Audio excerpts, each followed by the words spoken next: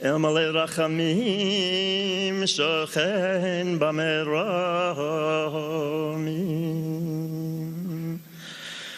Master of compassion, God of compassion, send your blessings to Muhammad Ali, and send your blessings to all who mourn for him, and send your blessings for all the millions and millions of people who mourn for him all over this planet. Amen.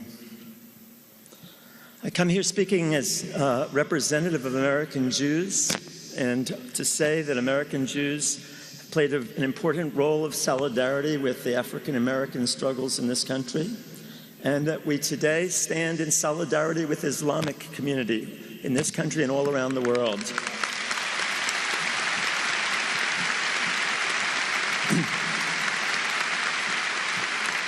We will not tolerate politicians or anyone else putting down Muslims and blaming Muslims for a few people.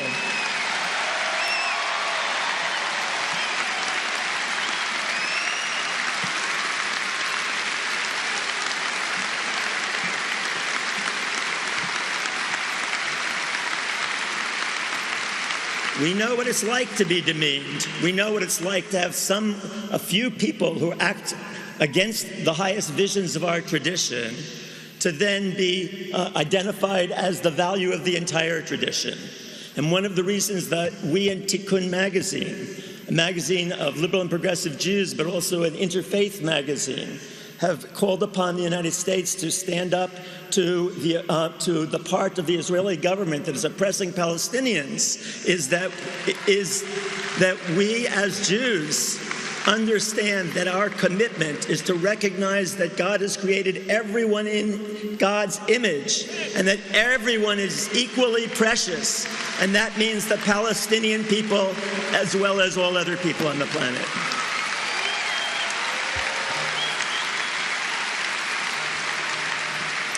I know the people of Louisville have a special relationship to Muhammad Ali, and I had a personal relationship in the 60s when both of us were indicted by the federal government and for our various stands against the war in Vietnam. I want to say that although he was cheered on as the heavyweight champion of the world, you know, the truth is that in all the honor to him, but heavyweight champions of the world come and go, and sports heroes come and go. There was something about Muhammad Ali that was different. At the key moment when he had that recognition, he used it to stand up to an immoral war and say, "No, I won't go."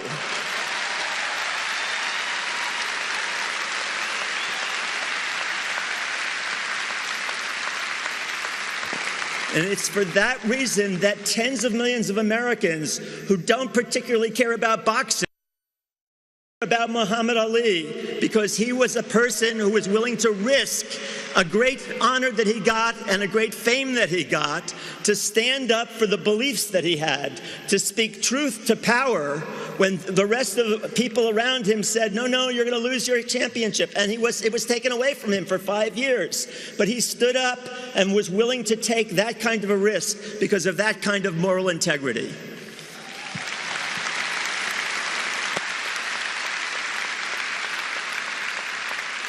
So I want to say, how do we honor Muhammad Ali?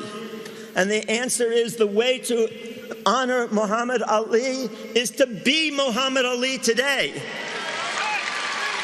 And that means us, everyone here and everyone listening. It's up to us to continue that ability to speak truth to power. We must speak out, refuse to follow the path of conformity to the rules of the game in life. We must refuse to follow the path of conformity. Tell the 1% who own 80% of the wealth of this country that it's time to share that wealth.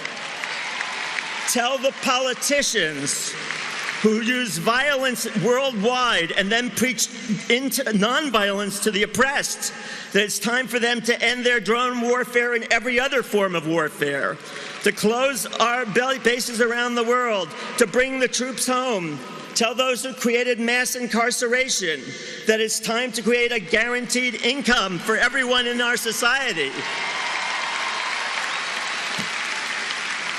Tell judges to let out of prison the many African Americans swept up by racist police and imprisoned by racist judges.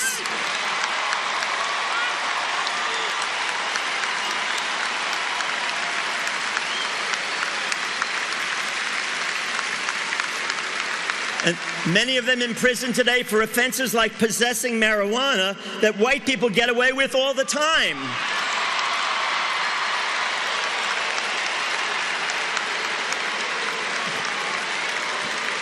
Tell our elected officials to imprison those who authorized torture and those who ran the big banks and investment companies that caused the economic collapse of 2008.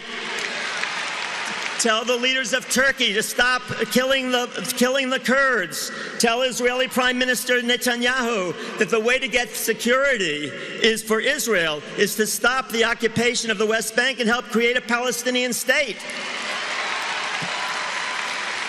Tell the next president of the United States that she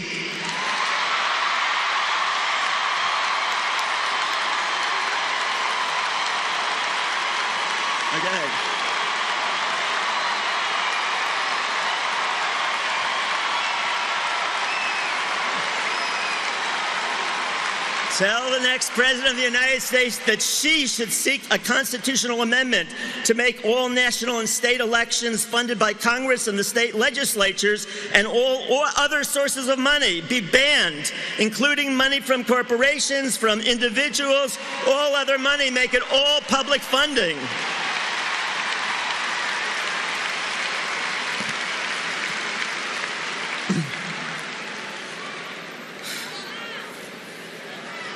Tell her that the way to achieve homeland security is not for us to try new ways of domination. The strategy of domination of the world, of the other, to get security has been tried for the last 10,000 years and it doesn't work.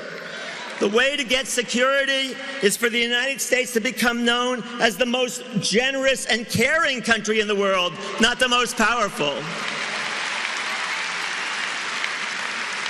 And we can start with a global and domestic Marshall Plan to once and for all end global and domestic poverty, homelessness, hunger, inadequate education, inadequate health care. So I want to, as chair of the Interfaith Network of Spiritual Progressives, by the way, spiritualprogressives.org, come and join us, spiritualprogressives.org.